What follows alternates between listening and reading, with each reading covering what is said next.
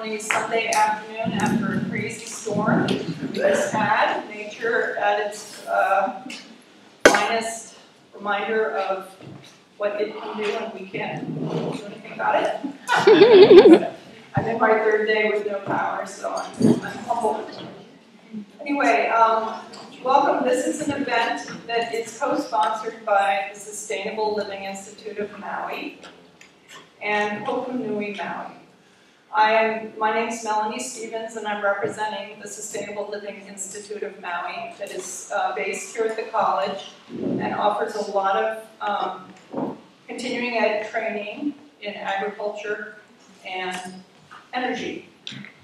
And we have started a wonderful collaboration with Hoku Nui Maui. Raise your hand if you know anything about Hoku Nui Maui. Okay, so it's a well-kept secret, and I'm going to tell you a little bit about it. So Hoku Nui Maui is a 250-acre plot of land, of old pineapple land, up in Makawao on Igola Road behind St. Joseph's Church. And it's been grazed for a while, and Hoku Nui Maui purchased it a couple of years ago, and they have set the goal of returning this land to healthy soil, productivity in all regards, animals, vegetables, native plantings, and people. So it's going to be a very diversified piece of land, and they've already started. And I bring this up because not only are they doing this amazing project, which will be a model for how we can return some of the land that has been improperly, poorly used on our island to full health. And I think a lot of people have wondered, how can we do that? And here's one way. So what they've been doing is bringing in world-renowned consultants. And we had the benefit of having, oh gosh, help me. Darren Doherty here. And he gave a presentation a year ago in this very room, a brief presentation that packed the house. And then in November, he gave a paid workshop that got into the nuts and bolts of how to do it. So Hoku Nui is going to continue to bring these kind of really world-class consultants in for their project. At the same time, they want to share that benefit with the community. So it's going to be a series of public free presentations like this one. And then later, there will be a paid workshop where people can go up on the land at Hoku Nui Maui and learn about how to actually put on, make it happen on the ground. So Darren's presentation in November was amazing. And unfortunately, not many people attended.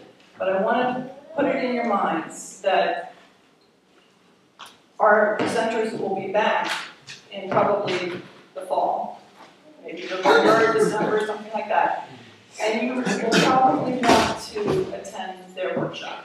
There will be other presenters in the same, it's a series, it's happening right now, thanks to Hoku Nui Maui. And you can keep in touch about that by going to sustainablemaui.org and get on our mailing list and you'll get news of it. I want to, they hide well, these people up at Hoku Nui Maui. So I want to ask those of them that are here to please stand up. And I'm going to introduce them. Eric Frost.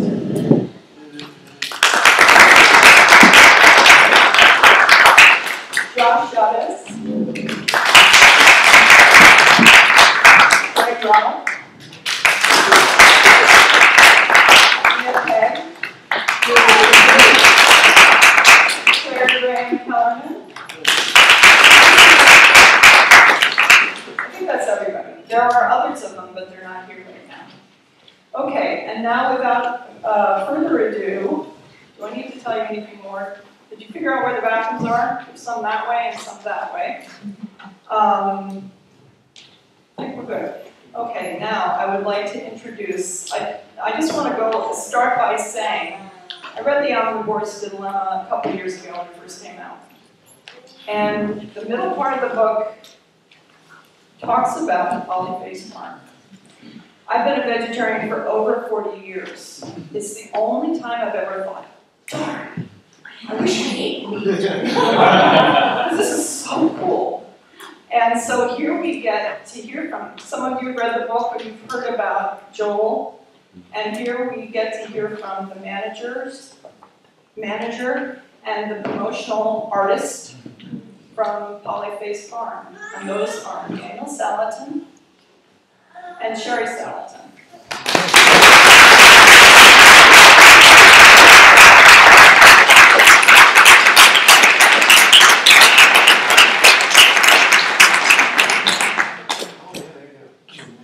Come on, Sherry. Yeah, there you go. All right. My second one said that.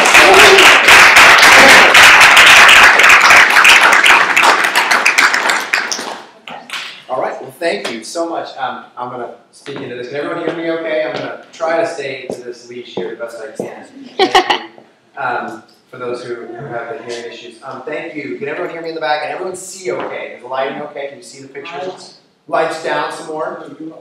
Oh, you can't Could see be lights up, okay. the stage lights right there. Well, the main focus is not me at the moment. I want to focus on the pictures now. So as long as you can see the pictures okay, that's what we want to focus on at the moment anyway.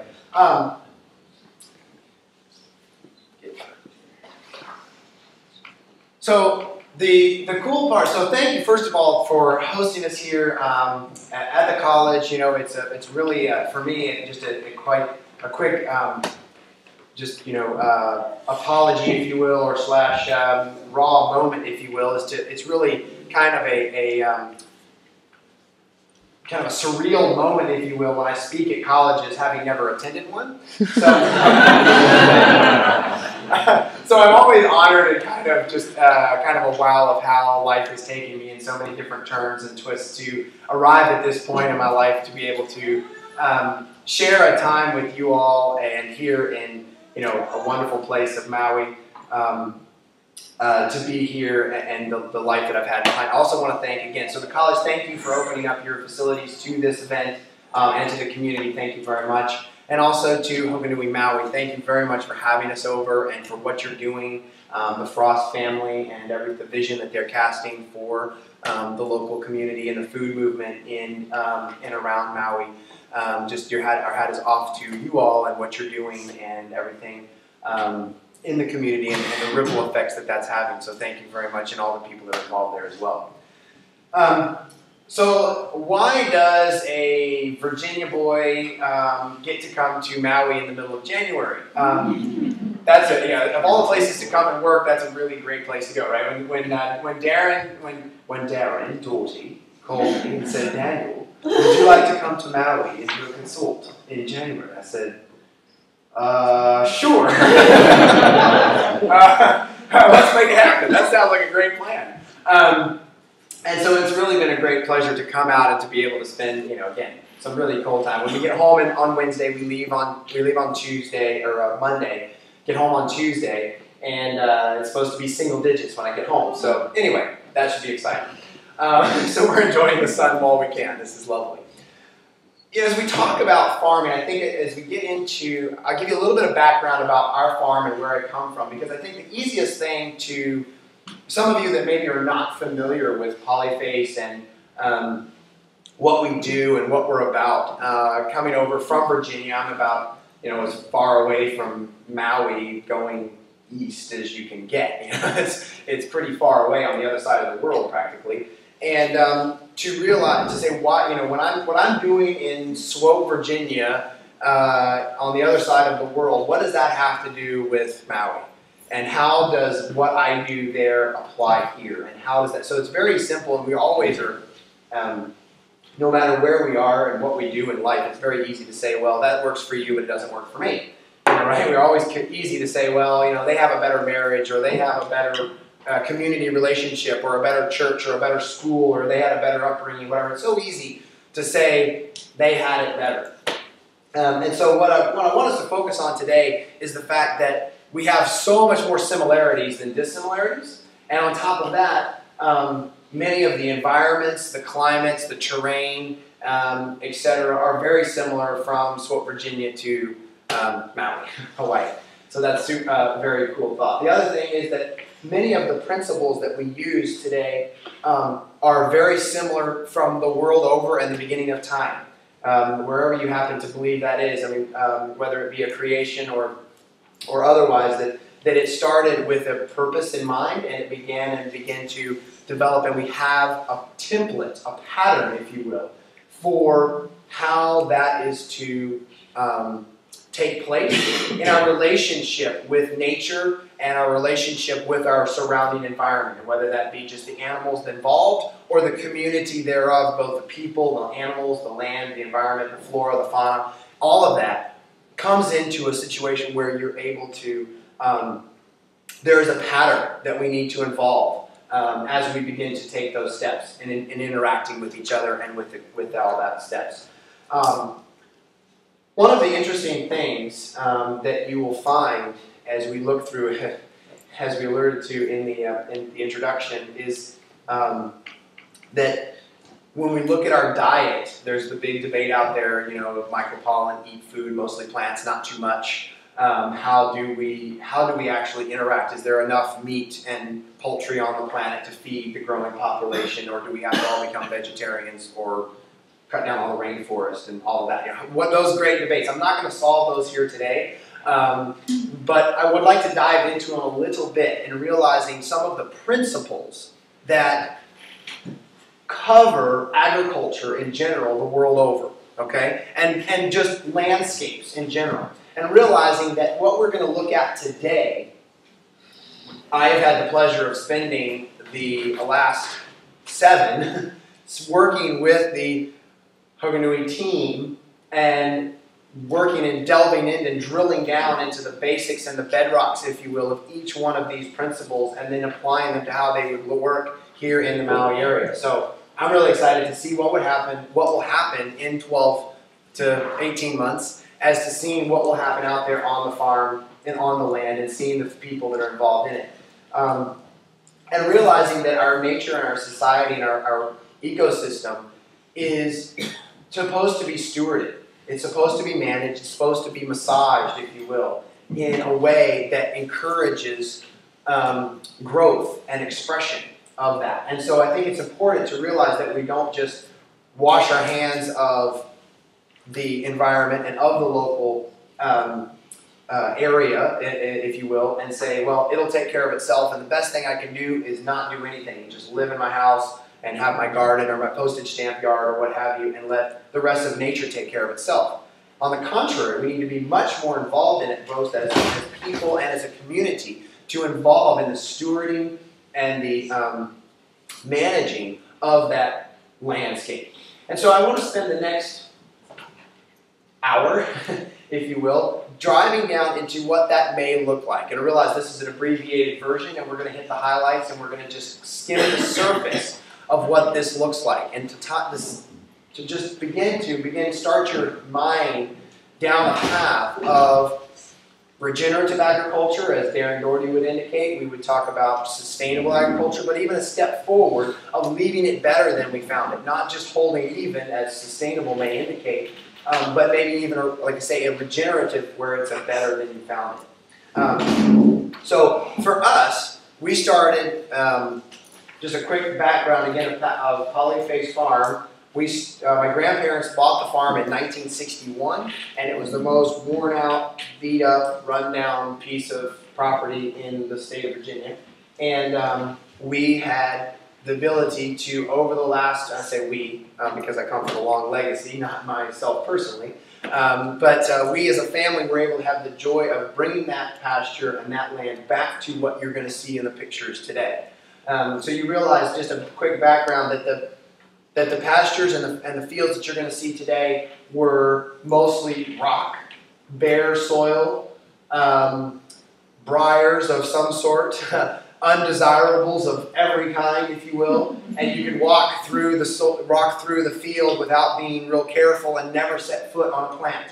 Okay, you had washed out gullies. The land had been virtually raked, if you will, for years and years and years, take, with nothing putting back.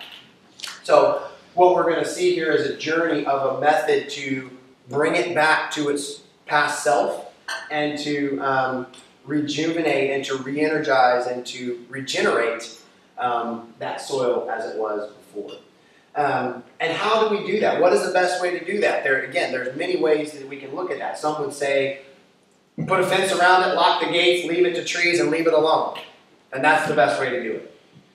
Well, what we're going to look at today is using pastured livestock in a controlled, personal, interactive way and system to bring the healing and the rejuvenation to that soil. Okay? And we're going to focus on the livestock specifically because that's what we've done for years and years, and we feel like it has a huge impact. And you'll see as we go through how that has an impact on the global community as a whole. So pasturing livestock. If I can get my clicker here to work. And we will go, I think I've worn it out. There we go. Next one. What did it do? Maybe. I'm sure I need help, but maybe in this case I definitely need help.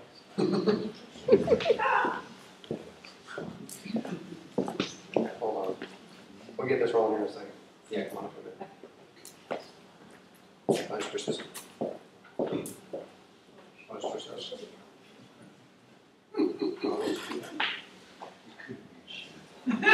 Technology aids. There we go.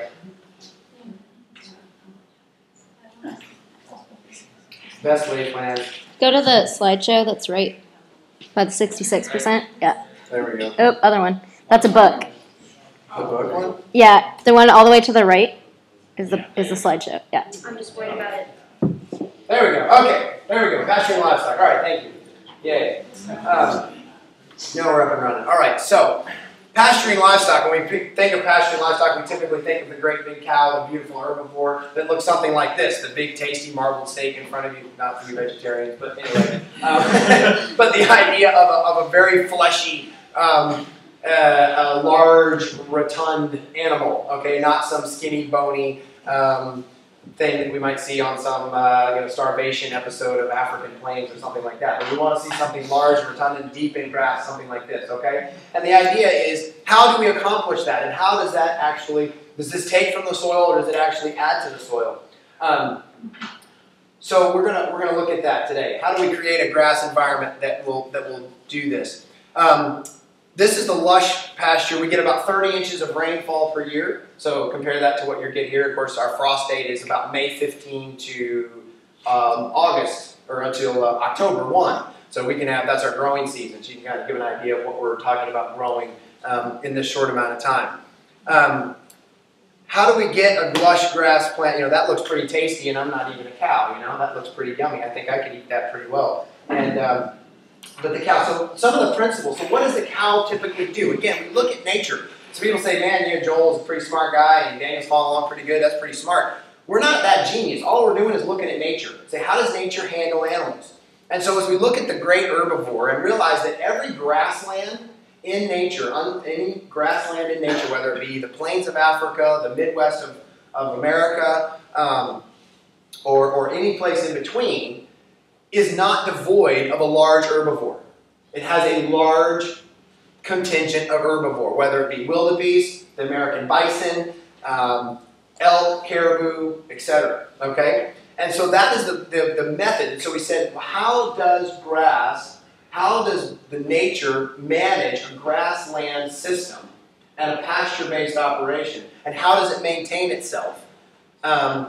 You know, we think about the deep, dark, 6-foot deep soils in the Midwest of Nebraska, Kansas, Iowa, that is currently being mined for our corn addiction in the form of our row cropping system. Where did that grassland come from? Where did that deep soil come from? Well, it came through migrating herds of bison moving from Mexico up to Canada in a massive grazing. Those of you who maybe read Laura Ingalls Wilder, Little House on the Prairie, talks about, you know, not for Laura, little Laura, as they moved in a little Conestoga wagon, as they moved across the prairie following frontiers, okay? The theory was Laura not to leave the site of the wagon because if she disappeared into the grass, they'd never find her. Well, Today, we don't have grasses like that. There are some grasses here in Maui that kind of resemble that. Okay, I've seen some spots like that. But as a traditional culture, we don't understand grass like that.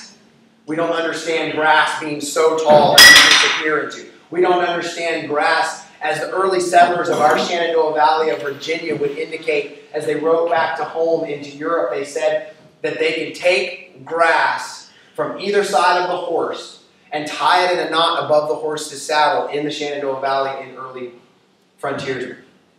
We don't understand grass like that, okay? And we want to get back to grass like that. That's what builds soil, and that's what we're going to look at today. So how does nature manage herbivores? When you look at those big, great mobs of wildebeest in Africa on the Discovery Channel or National Geographic Channel, they're always just shoulder to shoulder mobbed up, right? And why is that? Protection from predators, exactly. And then the next part of the episode is the cheetah that comes and tries to eat stuff, right? And that's why we watch the shows. That's the entertaining part. Now, they're mobbed up for protection because and the other thing is they're always moving. You know, they got square miles to be in, and they're just always just moving, like it's, you know, last one to the, you know, to get the last get the last donut at the donut shop on the morning. You know, it's just fast, get there as fast as they can. And why is that? They're following the rains. They're following the grass growth of that area, and they're consistently moving on. And so the front ones are eating and falling behind and digesting, and the next ones are moving up and eating and falling behind and digesting. And it's this constant just wave of large animals. Well, in the Shenandoah Valley of Virginia, we don't have cheetahs and lions. And I prefer to keep most of my livestock alive and healthy, thank you very much. And so we're going to try to use the mimicking of that, of managing livestock in a tight, mixed up, tight environment. Typically, if you drive around even in Maui or in the mainland as well, and you see a herd of cattle, it doesn't look like this, correct? Right. You see one animal here, another animal there, et cetera, as you drive along. Very few. And so even if you drive, we drove up to the town of Haleakala, excuse me. And you know, there's the range cattle up there, and you see just a few here and a few there and a few there. They're not mobbed up at all, okay? Because it's completely free range. They can go all the way up to the national park, or the national park if they want to, and all the way back down. So anyway, so how do we mimic this, okay? And so for us, we use the electric fence. Just a single strand electric fence is able to control a 1,200-pound beast. And so it's a physical and it's basically a psychological barrier. It's not a physical barrier. They could easily run through that small piece of wire, but it's a psychological barrier that contains this large beast. That is our predator. Okay? That is our, as we call it, my grandfather would say, that's our steering wheel and brake on that four-legged mowing machine. All right? That's what the cow is. It's a four-legged mowing machine, and we need to control where she goes and when she does what she does. Okay? And so we use the electric fence under complete portability. And then we use our management to control where the animals go and when they go, and how their cycles best match the environment. So in other words, we calve in the spring when the grass is exploding. So we have lots of grass, and we calve there, and so the cows can utilize that grass.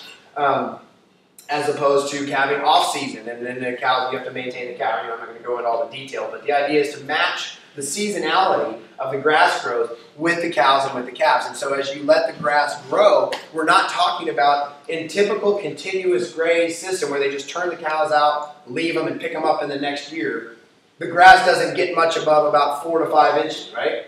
It's very, very short, and it gets grazed off very quick. We always say that a cow has a 3-inch nerve from her brain to her stomach, and all she wants is she is controlled by her stomach's desires. Okay? And a cow is an exceptional young person from the standpoint that all they want is dessert. Okay? They only want ice cream. And a cow always eats dessert first. So if an animal is left in the same environment for a long period of time, they will continue to eat dessert first. And if you continually eat dessert first, what happens? You run out of dessert really quickly. Okay? And with being out of power here, we've been out of power up on the hill for the last, 2.5 days now? Something like that, running in 2 days since the storm. And so after the first day, we left it alone, kept all the refrigerators and freezers closed. You know, day 2, I went back. It was class 3 emergency. Eat the ice cream before it melted.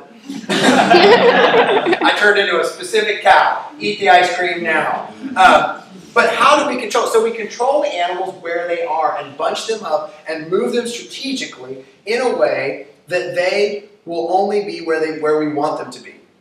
And again, we use a very, very, very high tech. I mean, there's all sorts. Realize that this system was designed by my grandfather in the early 60s, before Kiwi tech and Spider tech and all of the New Zealand caught on to all this fanciness. This was designed by my grandfather before any of that even existed. So this is strict, poor boy boot, pull yourself up by the bootstrap stuff.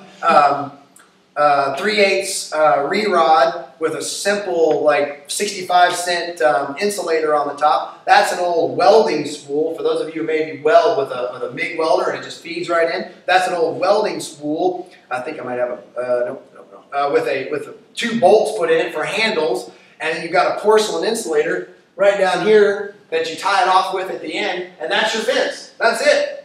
And it's just roll it up and put it down. Put it up, take it down as needed. And so you have a complete flexibility to control the animals where you want them, when you want them. And again, when I say build permanent fence, we're not talking about post every 8 feet with a big woven wire fencing and all of that that's expensive and hard to deal with. Our permanent fence is this little locust post here, a pretty rot-resistant post. You guys have a rot-resistant tree as well. And pound those in about 18 inches with a sledgehammer, or just dig a little hole quick. And we put those about every 15 yards apart, 18 yards apart, single strand of electric fence. Boom, there's the little energizer. Here's the crosswire. And boom, we're totally controlling our livestock with electric fence. That's it. Simple, simple, simple. And it's embedded. The other thing that you're going to see here is that the livestock is always moving. But the other thing is you're going to see what we call embedded infrastructure. As you know, we're living closer and closer to each other, correct? We're building more and more houses. We have less and less farmland. That's why the cost of farmland on Maui is what it is, okay? Because it wants to be houses instead of farmland. And so how do we grow? We're going to be living closer and closer to our food supply. So as we pass zoning ordinances, because we don't want feedlots, CAFOs, or a confinement poultry operation in our backyard, the food has to come from somewhere. And so what we're suggesting is an environment and a system that is able to grow the type of food that all of us need to eat to maintain a healthy lifestyle in a way that's enjoyable. The way to really maintain green space on this island or on the mainland or any other place is to make the farmland so viable that no one wants to sell the development. Wow, hold on, think about that for a second. Realizing that when was the last time you were at any school activity or college, guidance counselor or anything, and someone came in and said, I want to be a farmer, and they said, great, that's a good idea. Really? It's the truth. And because as soon as when we're at soccer practice or Little League practice or just whatever, surfing practice, and they say, my little Johnny is going to grow up to be a doctor and a lawyer and a car salesman and an engineer. And boy, that's sexy. That's good stuff. Until we get to the point when we say my little Johnny or Susie is going to be a farmer and everyone says that's the best decision they can make and I'm super happy for you, we're not there yet. That's where we want to go. And we want to make farming so attractive to individuals that we attract the best and the right. We always said that farmers can be the D students because you can be a dummy and be a farmer, right? Wrong. We are entrusting the most valuable resource that we've ever had is the planet and our food supply. You made the connection already. I want to make the connection. I want that entrusted to the best and the brightest. I'm not saying that we can't have some D students along the way. I'm a D student, probably an F student, okay? I didn't go to college, remember? So I am one. I'm not saying, but I'm saying that this is a valuable vocation that we need the best and the brightest involved in. And that's what's really exciting about projects like Hoku Nui, about Polyface involving people. So we talk about moving cows. I don't know if Maui is anything like our home, but if we say move cows to a local farmer, they're going to look at you and say, that's insane. And then I say, I'm going to move them every day. They're going to say, you're not going to do anything else. All because moving cows talks about rounding them up with trucks and four-wheelers and horses and helicopters and spitting and cussing and skull and snuff and a lot of, and you still got some back over in the Gulf somewhere, right? When I say move cows, they're all in one spot. We just roll up the fence, say, woo! And they just come on running just because they know, again, if I said I've got a fresh bowl of ice cream for you every day at 4 o'clock, I like ice cream, you know that already? At 4 o'clock, you'd show up here every day at 4 o'clock if I had one, right? And they just come running because they know that the next spot is a bowl full of ice cream ready to go. Because it hasn't been molested by their hooves. Like we say, a cow eats with 5 mouths, 1 mouth and 4 hooves. What she walks on, she doesn't want to eat. So you want to get the cow to stop walking and start eating. When you see a cow wandering around, all she's doing is wasting food, pushing the garbanzo beans around on her plate. She's not interested at all. You want her to sit down, pay attention, and start putting the food in her mouth. And so what we want to do is put them in small areas, mob them up. You don't know how many people have called us and said, your cows are starving to death. There's nothing there to eat. Well, I know. I'm going to move them here in about 30 minutes, and that's what it's supposed to look like because they just ate it all off. That's the point. And so you use the cows and the movement to be able to rejuvenate. Now we're going to talk about the actual process of capturing carbon out of the atmosphere, putting it in the soil in the form of fertility, nitrogen, and increasing our soil organic matter, okay? And this is not, I'm going to back up one slide, this is not accomplished by grazing short, small yard grass. This is accomplished by, remember that tall grass I talked about in the beginning of the prairies? That's accomplished by doing that. And we're talking about herbivorous, mob-stocking, lignified carbon sequestration fertilization.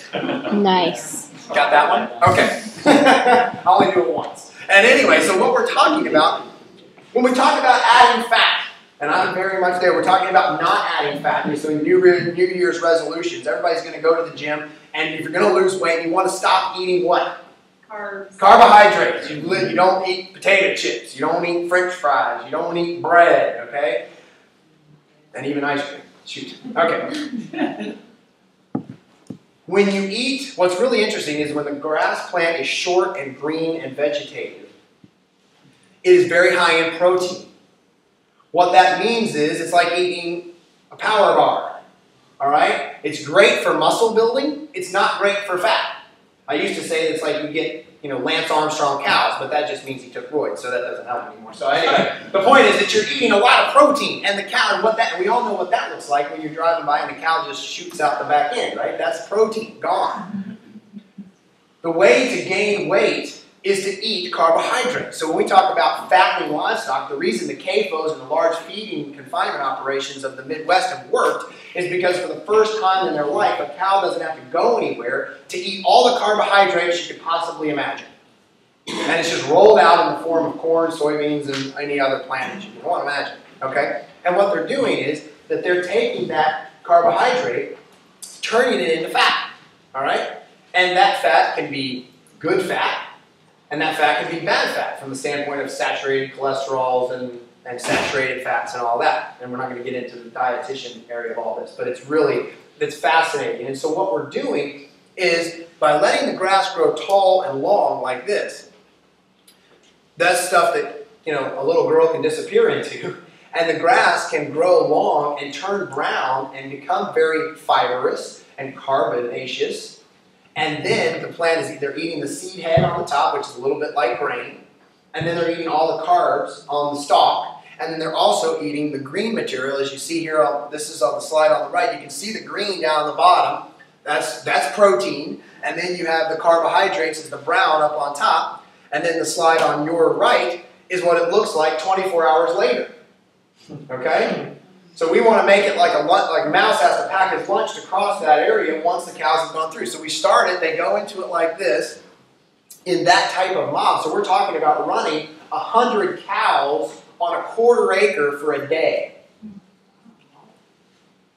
And it looks like that. And that's the transformation that happens. Now what has taken place is instead of all of that carbon beginning the rotting process and going back off into the atmosphere, it gets turned into all that manure that's surrounding my dad there and goes back into the soil.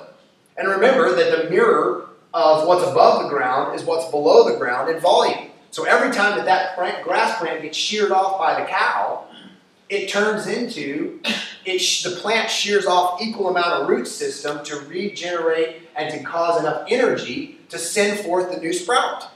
Okay? And so all of those roots die off and create all sorts of living food for all those little critters inside the soil. Okay? And that's what creates the magic and transform those nitrogen molecules and all that into carbon and into fertility, into our soil. And so we say the true way to realize that is we sequester carbon out of the atmosphere by the plant growing. We then take it, instead of letting it going back through the process and putting the carbon back into the atmosphere through decomposition, it turns into T-bone steak instead, and back into the soil. Okay, and so it's not lost. Realizing that we can sequester carbon out of the atmosphere faster by going to mob stocking, herbivorous solar conversion, lignified carbon sequestration, grazing, than we can by any other method that's known to us right now. So if we're trying to pull carbon out of the atmosphere, eating grass-fed beef is the best way to save the planet. Okay? Now you say, that's my opinion. Okay, I agree with that. That's my opinion. But there are statistics out there that show that. There are research out there that do that. Hoku Nui wants to look into that and verify those things. And I've certainly seen what it's done on our farm as far as adding fertility to the soil and building organic matter. So that's what it looks like. You can see the tall grass grazing out through there. The cows mob it down, knock everything over. I want to show you how primal and cool this is. The top slide is one of our apprentices went to a safari in Botswana, Africa. And so it's millions of acres of untouched land where the herds are actually migrating back and forth in Botswana, Africa. And below is Swope, Virginia, 2000, 10 is when it's saying. So the slides were taken the same year, half a world apart. Okay? So think about what that looks like. And that's pretty exciting when you think about what those animals are eating and what they ate for years and years and years previous. That's pretty exciting. So that's what it looks like. You know, we can do it in all sorts of climates. Here's wintertime. You can see the snow in the background. That's the top slide. The bottom is early springtime. And eating the green grass. And what's interesting is they understand that because they get very, very primal. And remember I talked about those herds. They go out to that front, eat that front edge of green, and then they drop back. Our cows get that way, and they eat. When you turn them into a paddock, they eat 80% of the food available in that paddock in the first 3 hours. Why? Because it's like a bunch of people at a church potluck. You got to get in line now because you know the best macaroni salad is going to be gone by the time everybody else goes through. Okay? Those cows learn really fast that if they don't eat it now, somebody else is going to get it and it's gone. And so they just eat with reckless abandon, just anything. So suddenly now there's no such thing as weeds because they just eat. Because if that's a weed, I'm just going to eat it because it's something there. And it's just, Gordon Hazard in Mississippi would go out and sit on a bucket and count the number of bites each cow took. So he'd say cow number 10 would take 20 bites a minute. And cow number 11 would take 25 bites a minute. And he would actually select for cows that ate more aggressively than others. Wow. Crazy, right? Yes, ma'am. I just have a question. Sure. Concerning global warming and the environment. And don't you think that the emissions that the cows emit, don't you think that the over consuming of the cows, I know it's good for the soil, sure. but doesn't that have an effect also? Realize that there was the question is for the record, does all of the cows and all of their gases that they're putting off negate all of the good that they're doing for the soil in the form of greenhouse gases? Excellent question. Realize that there were more herbivores before any European came to America. That there were twice as many herbivores then as there is now. But wasn't the global warming, wasn't the rate of global warming sure. much lower at that time as well? And you said, so the question is why? The question is why? Oh, I understand. So is the global warming, so we can get into whether global warming or whether it's climate change or whatever, and I'm not going to argue all of that. What I'm suggesting is that carbon sequestration through the cow is a net gain for pulling carbon out of the atmosphere than a net loss, okay? And you may disagree with that, and that's fine. But it's a thought that you should consider, because here's the thing. And so what I'm saying is, yes, there are other things that factor into that. I mean, whether it be cars or plants or airplanes or whatever. And I understand all that. But the theory is, but what I want to drive home is that cattle and the herbivore, again, think of big, gigantic herds that blocked out the sun for days on end by pioneers. That number, I mean, we know what the cattle herd is today and globally, and so, and I want to move on a little bit, but the idea is just to think about it and to do some research about how much that the cow is a net gain for carbon sequestration and ozone and environmental issues. Okay? And I realize that's a hard pill to swallow for most people that have been fed the line that that the cow is bad and she's going to kill everybody and you should eat vegetables. I understand that. I've heard that my whole life. Okay? But I just want, and that's one of the reasons, and I appreciate you being here and I appreciate you asking the question. And just that's what I would like to bring to the discussion, is realizing that animals, through this proper management, not just animals out grazing willy-nilly, all right? There's a difference between cows grazing willy-nilly and cows being managed this way, okay? And so that's one of the, so just a thing to consider. And anyway, I'm going to move on, but I appreciate the thought, and we can talk later. But I appreciate, and that's my take on the conversation. Yes. Oh. I'm going to ask people to hold their questions. Sure. And I can take them, I mean, whatever. But I appreciate it, and it's a good jumping off point. But the idea is that these cows wait and they hold. They're very happy. But we realize that the cow is a big fermentation tank. Those of you who like kombucha and ferments and all that, that's what the cow is. She's a four-legged fermentation tank. So she takes stuff in, and what do you need to make good kombucha? Microbes. Starches and sugars, right? You take starches and stuff and make that. That's what it grows. That's what the mother grows on, is the sugars and the starches, okay? Well, that cow takes in the sugars and the starches and the carbohydrates as water and creates a great big fermentation tank. That's why she has 4 stomachs, not to eat grain, but to eat grass. Okay? Our delivery driver says he's 100% vegetarian. He just eats it all secondhand. That's great.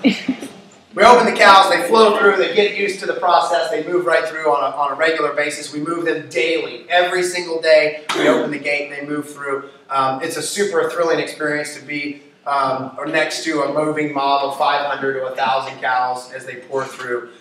Do some research into the holistic management and stuff of Africa and HM and Ian Mitchell-Inns and stuff, and what they've been able to do. And they just fan out. And they literally tromp everything from the invasives to we've even seen it out on the farm here, where they're knocking over invasive species and they're continuing to move through and knock it over. So then water becomes an issue. You're moving these cows every day. We don't want them to become hippopotami and pollute our water source. So we put in a water system. As soon as you begin to value add your resources and begin value adding your production, you begin then really taking conscious effort to preserve those resources. Okay? And so suddenly it pays to put in a complete water system and have the cows drink out of total mobile tanks. Those tanks are there today, gone tomorrow. We use a flow valve, so full flow. Oops, sorry. Goes in. We have to vary line because of the frost and the freezing, and it just comes out regular. You know, we talk about using petroleum products, and I know Darren alluded to this to some of you here earlier. We have to use these for what he calls a game changer, which is plastic pipe. And the plastic pipe, so when we talk about, this wherever you say our petroleum resources were created and wherever we got those from, okay, the fact is we have them. So what do we do with them? And so what I suggest, instead of creating this, we have this energy bonanza of availability to us right now. Instead of using them to drive around and jet set around the country or build McMansions or what have you, if we use them to build forgiveness into the soil, if we use them to take a machine and build a pond to capture water that can then filtrate down through the environment, or whether we build a pond to capture livestock water and we use the black plastic pipe to carry the water from point A to point B, or to create greenhouses so we have a local food system that we can have year-round production. That's more important to me in my world than to here. You have production almost all the time anyway. But the idea is to use it judiciously to build resilience into the landscape instead of just using it and wasting it. Okay? And that's something else that's very important. This is a portable water. Everything's portable. It's on wheels. This is a portable water tank, again, to water a bunch of cattle and to get them water where they need to be. Now they're outside all the time. They're not able to get access to different things. So we need shade. Some of the cows need shade and protection from the elements. So again, this is something my grandfather did years before his time. This is a...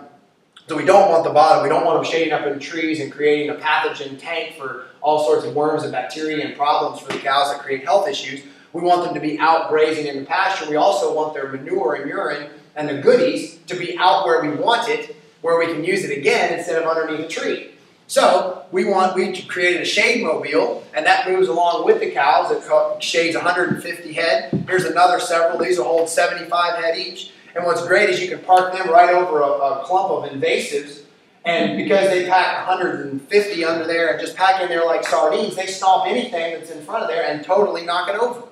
Okay? So we're talking about, dropping our petroleum loose instead of going out there with a mower and a weed whacker and a chainsaw, although those have their place as well at times. We can use the livestock to do the work for us and get those things taken care of. So that's just an example of the cows in the shade tree. There's a closer view. So just 2 axles extended 20 feet with shade cloth. Again, using the petroleum for a positive use. Let's use it for a shade structure instead of, for a mansion or moving meat from one side of the country to the other when we're growing it right next door, right?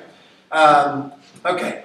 So those cows are putting down 50 pounds of manure and urine every day, and instead of losing it and letting it go off into the creeks and the oceans and off into the air. We all know what that smells like. We want to capture that, and it's producing big patties, which are leaving goodies for flies, which then are our pathogens, our disease, and that's where we spend a bunch of our other petroleum uses, is replacing that stuff after we've lost it, because it's gone down the creek or up into the atmosphere, or we spend a lot of it in pharmaceuticals to chase away all, ivermectin and wormers and so on that chases the bugs away. It makes the meat so bad it chases the bugs away, and then it doesn't make it fit to eat. So how does nature sanitize behind massive herds of herbivores? Birds. So we have our egg mobile. So we have a portable egg structure that we bring in 400 or 900 chickens in behind the cattle on a 3-day delay. Why a 3-day delay? So the cows are always 3 days ahead of the chickens. Why is that? Because it takes 3 days for a fly to lay the egg, for it to pupate into a larva. For those of you, that's a maggot if you want to use the term. But that's a larva. It's a putating larva. Before it turns back into a fly, we want the chickens to grab it. And what's that pupa? What does that larva consist of? It's like 99% protein. Exactly, and that's what chickens need, is high in protein. They're opposite of cows. They need protein and a lot of it. And so the chickens go to those cow pies like a buffet, man, and just go after it and tear the cow pies apart and spread out the cow pies, eat all the flies, eliminate our fly larva problem, we don't have any pharmaceutical bill and budget, and the cows are perfectly happy and healthy all the time. We still have a few flies, but not to the point of plague, okay? The chickens go up and down the ramp every night. They go inside, they lay an egg. I've got inside. There's feed inside. There's the nesting boxes there inside, but they come up and go in, and then we go to sleep at night, and then we close them up and can move them on to the next paddock and follow the cows on the rotation. So it's cows first, then chickens, and the chickens, and then they produce eggs as a complete byproduct of our pasture sanitation program. And you know what's really awesome is I don't have to get out there every morning when I open that door and say, okay, ladies, get out there and get after those cow pies. I don't have to sit there and manage them and tell them to do it. They do it because they want to. They do it because that's what they're designed to do. We feel like that every animal is designed to do a specific purpose and specific task. And a chicken has a rake on the end of her foot and a set of tweezers on the end of her beak for a purpose. And it's not to stand, and it's not to cut the beak off and put it in a confinement house and feed it feed and GMO stuff and antibiotics and hormones and have it be done. It's to be outside and do a specific job. We're all happier when we're doing what we're designed to do. Am I right? We've all been in jobs that we don't like, and we're like, man, this is a drag. We get where we love, man, the sky is always blue, the sun is always shining, and everything is wonderful, right? That's what we're doing. And what suddenly happens is when those animals become co-laborers with us, suddenly the idea of disrespecting them in a way of locking them in a CAFO or feeding them something that they shouldn't be fed or giving them something that they shouldn't be given goes right out the window. Because they're doing a job that I'm going to have to do if they don't do it. And so it suddenly boils down to the respect of the way that we treat those animals, boils over to the way we treat the community when we put them in a role of success. Are you with me a little bit on that? Does that make sense? Okay. So those chickens dive into those cow pies. That's what they make it look like because that's just wonderful stuff for them. They produce the eggs, the best tasting egg in the world because they're picking up green material. They're cutting their feed consumption by a lot. And what a wonderful work environment. You know, I think I want you to notice as we go through these slides that it's a pretty place to enjoy. It's a happy place to be. And it's something that you wouldn't mind living next to or being a part of. And that's what makes it exciting. The other thing you're going to notice is a lot of people. Because realize that in as little as 100 years ago, 90% of our time was spent thinking about, working on, or focusing on food. Okay? And what is it today? About 10%. Swing through, pick it up, eat it while you're driving. It's a pit stop. Okay? And I know that's not to a lot of you here in this room. Okay? I understand we're speaking to the choir a lot. But think about those things from a cultural standpoint that 100 years ago, 90% of our time was spent thinking about where our next meal was coming from, procuring it, making it, and taking care of it. Think about, we talk about what are we going to do with all these people, or there's all these people out of work and all this unemployment. There's plenty of jobs to do, let me tell you. I'm always busy. Let's look at producing some of the best food in the world, and what it does is it creates jobs, it creates opportunity, and it creates a place for people to be involved in and to be involved in their community and be involved in one of the most wonderful, magical things, and that's producing the best food, healing food, for both the planet and the personal community. We throw this up just to think about what do you want to live next to. You know, we've all seen the CAFO, the confinement chicken house, and I'm not going to sit here and bash them. There's a lot of them are stuck in massive amounts of debt and can't get out. I feel bad for them. You know, I'm not going to sit here and criticize other farmers. They've been sold a line from the powers that be for years and years, and they didn't do anything else but to follow it, and I understand. The fact is that as we look at living closer and closer to each other, we'd all like to live to the top, closer to the top slide than the bottom slide, am I right? And so that's what we want to look at. We want to create an environment that creates, again, we all want to look out our backyard and see a beautiful, picturesque, pastoral setting, correct? We don't want to see a big CAFO or a subdivision or a house, a strip mall or whatever. And the way we do that is creating an environment. Here's a full beak, full comb, healthy bird that gets to enjoy it. Here's another way to raise chickens and to raise to egg layers, if you will, is this is called our feather net. Again, using technology. We're not anti-technology. We love technology. Here's a way of using feather net. This is Premier electric fencing. And grandfather would have given him his left leg to be able to pick up 150 feet of fence in the palm of his hand. That's what I'm doing right there on the slide on your right. I'm carrying 150 feet of fencing that keeps chickens in, it keeps predators out, and it lasts a lifetime.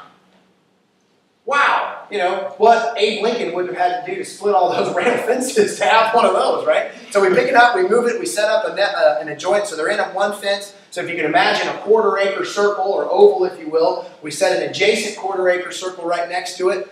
Open up the two middle points. Get to that part. Open up the two middle points, and the chickens just pour through because, again, there's a fresh buffet, a fresh salad bar. It's all about freshness. Do we go to a place or a potluck or whatever and see wilted lettuce? That doesn't exactly appear appetizing, does it? We want freshness. And so we talk about salad bar. We want large variety, and we want fresh. And so to see those chickens running into the fresh paddock, there's bugs, there's fresh grass, whatever, and they're moving away from yesterday's pathogens and nastiness. So we move about every 3 days into the next paddock, hook up to that whole structure. That's the feed sled in front of it. The chickens move themselves. We pour it out. By the time we've given them feed and disconnected and moved out, all the chickens are into the new thing. Again, controlling all the predation in the chickens with a small deep cycle battery, a 3-foot ground rod, and a charger that you can carry around in the palm of your hand. That's what we need to be using our technology for. Imagine if all the technology and all of the great minds that spent time getting to the moon, and I'm not against getting to the moon, but if that was focused on creating a small, portable infrastructure that create a local, vibrant food system. Okay? We have the technology, we have the capability, we have the minds, we have the ability, we just have to focus it on different places. So that's another look at it. Again, total portability. If you're working on that land and something doesn't work out and you need to move on, you can throw that on a flatbed trailer and take it down the road to the next farm and start again. There's the chickens. They can go up on the roost bars. They go up the ramp and lay their eggs up on those top nesting boxes, and the whole thing is totally portable. Another shot of them inside. Predation. Another thing you can do about predation is guard dogs. We have Anatolian Akbash cross. The farm here has Marema dogs. Those are all excellent options for guard dogs, and they bond with the animals and control predation. We have, you have, I think, mongooses here and owls. We have foxes, coyotes, raccoons, possums, skunks, owls, hawks, bald eagles, bears. Do I need to go on? There's more. Okay, snakes. We have a lot of that stuff. So you're talking about, well, the mongoose is going to get on my chickens. I can't do that. That's crazy. We have all of that and more. Okay, so just realize that the guard dog is awesome. He or she will do awesome. They stay in the feather netting. We call the feather netting the premier electric netting. And they also will stay, most of the time will stay in 3 wires if trained properly and in the right settings. Will stay in 3-wire electric fence as well. And they're pretty cool dogs. So let's move into pastured poultry. So we're all talking about poultry. We've got the chickens and the layers outside. Now we talk about the meat birds. We raise about 20,000 Cornish cross meat birds every year. We bring them into a brooder here. Everything's deep bedding. It's either portable or deep bedding. That's the only way we raise stuff. It's either on compost or outside moving around every day. That's it. Other than that, then it doesn't exist. So we bring them in. They have deep bedding. Those are the hovers. We divide them into different sections and groups to be able to have low stress levels. They're at about twice the space they have in commercial settings, or 3 times the space they have in commercial settings. We use drip. We use nipple drinkers here. Some of this is crossover for actual practical stuff. Feeders, different water systems. Here's a portable brooder. You think, man, we got to build infrastructure and have a brooder? No, you don't. Put it on wheels, man. Come up with some type of axles or structures or whatever. Old school buses, box trailers, whatever. And here you've got a portable brooder. It raises 250 chicks, and either one of those, that's enough for 500 chickens. And you hook it up to a propane tank, and you've got immediate brooder space. Here's another brooder on wheels. Truck it down the road. Portable infrastructure is really, really important. We have mobile houses that we like to build yurts because they compost and you don't have to fix them later. You know, all of these things where we got the portable housing infrastructure, low-cost housing. This is low-cost portable housing for chickens and animals too. Apply it there as well. All right, so we catch them, put them in small containers to carry them out to the field. Again, people, notice all the people, man, what a fun. Farmers are so dour sometimes because they're always working by themselves, out in the middle of nowhere with nobody encouraging them and telling them, yeah, I'm hitting a nerve, aren't I, right? It's so true. You know, has anybody ever said, well, boy, that's a happy farmer? You know, we're always so dour, aren't we? I can say it to myself. There are plenty of times we say, boy, this is depressing, you're out by yourself. No, it's exciting when you're working with other people. And the only way you get to work with other people is to involve other types of animals and other types of systems than we've used for the last 75 years. We got to be, you know, it's one of those things. If you keep doing what you're doing, you're going to end up getting where you're going. We got to change what we're doing. So they go out in the pasture pens. These are our pastured field shelters. They're 10 by 12 by 2 feet tall with 75 birds to a pen and are moved every single day. So you say, boy, that's really tight, but they cover a large distance over their lifespan. They get moved every single day. They've got feed, they've got water. These are very lazy birds. These are the Cornish cross birds. There's other alternatives for that as well. These get to a 4.5-pound bird in about 7.5 weeks. Now again, Is that the best, most sustainable bird in the world? No, probably not, but it's what the consumer is interested in right now, and you take baby steps. Okay, baby steps. You start with what they're used to, and then you move, because the average housewife or house dad is not interested in a bird that's got to raise their breast, and you got to cook forever and ever, and you can only put it in soup. Okay, and that's what we ate 75 to 100 years ago. So it's, again, baby steps. We start somebody on a chicken breast and move them into a whole bird, and then we move them into a stewing hen, and then. So good stuff, okay? And you can see the cows in the foreground preparing the table. The cows prepare the grass because the shorter the grass, the higher protein it is. So the chickens like the protein, so we shorten the grass. And then you can see there's the wire. The cows are going to graze immediately like where we're standing right now. And the chickens advance. If you'll notice, there's the dolly. We have a dolly. We just slip under the back end. There we go. Slip it under. Pull the feeder out and go around to the back end, pick it up and pull forward, and pull backwards rather, and the birds just walk along their 12 feet onto the next spot. And it just marks across the field 12 feet, 12 feet, 12 feet. And that gives them the green material to change all their fats over, so saturated, polyunsaturated, their cholesterol, the good cholesterol, all of that stuff moved over. It's a pretty spot too. It's really enjoyable. And this is what it does. They put down nitrogen and it changes over. This is white clover, which is a very desirable legume in our area, which is high in protein and high in transfixing nitrogen out of the air back into the soil. And we didn't plant that. Remember what I said all of our pastures were? We never used an herbicide, pesticide, fertilizer, chemical fertilizer of any kind, and never planted a seed in the over 50 years since my grandparents bought the farm in '61. Okay? Nothing. And we remember what I talked about, what it looked like? Now we're talking this just by giving it, we manage for the landscape that we want. Okay? The reason we maybe don't like the landscape we have right now, whether it be the way our land looks or the way our community looks, is it's because of the way we managed it. It's the way we've looked at it. Okay? And if we change that idea and say we need to manage it for what we want, not what we have, suddenly the results change. And so as we begin managing it different by controlling the livestock, getting a hold of the nitrogen, getting it back into the soil, moving the animals, suddenly the grasses change. And suddenly the plants change and the fertility changes. That's what the birds look like at about 7.5 to 8 weeks old. They have fresh water all the time. Again, simple. We could have a fancy thing. All that is a 5-gallon bucket with a hole drilled in it, the black plastic pipe right in there, down to the waterer, done. Full flow water all the time. Simple. The water fills the tanks. We haul the water over. Again, people say, well, why don't you just do hoses all the time? Then you got to buy the hoses. You got to move the hoses. Just carry it over, then you don't have to go to 24-hour fitness.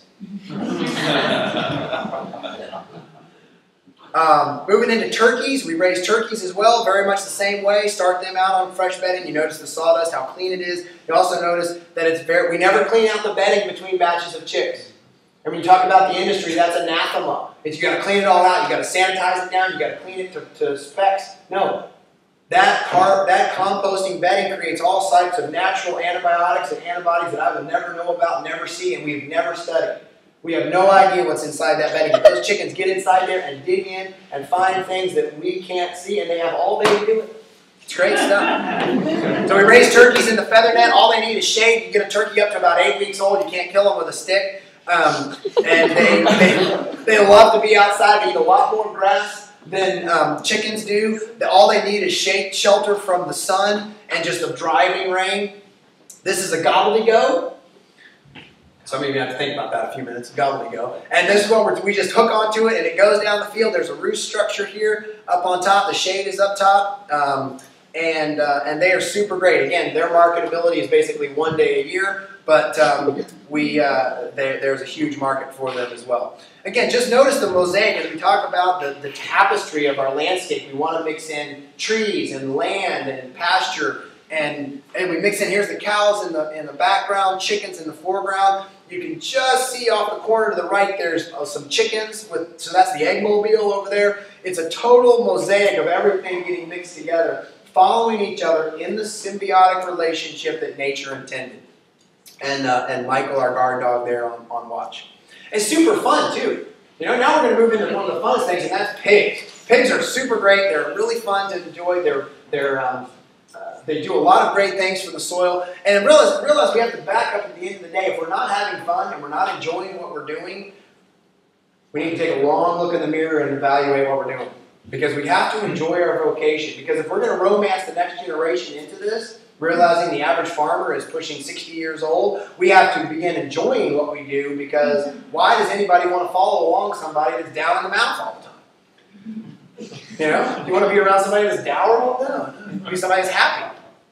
So our pigs, we call them the piggerators. They aerate our compost. I think I'm mainly talking about pasture here. So we have in our winter time, we have the cows inside, and we capture in a big bedding pack. We put corn into the bedding pack, and then the pigs come in and aerate that and create it into a great big compost pile. It turns into a sweet-smelling compost, just like picking up leaves out of a forest floor, and we can spread it directly on the field without any large-scale, people that typically have large-scale composting have the big machines that aerate it and turn it, and a lot of petroleum use, etc. The pigs do it for us, and what a retirement plan. Everybody loves bacon. Pigs have a plow on the end of their face to do work.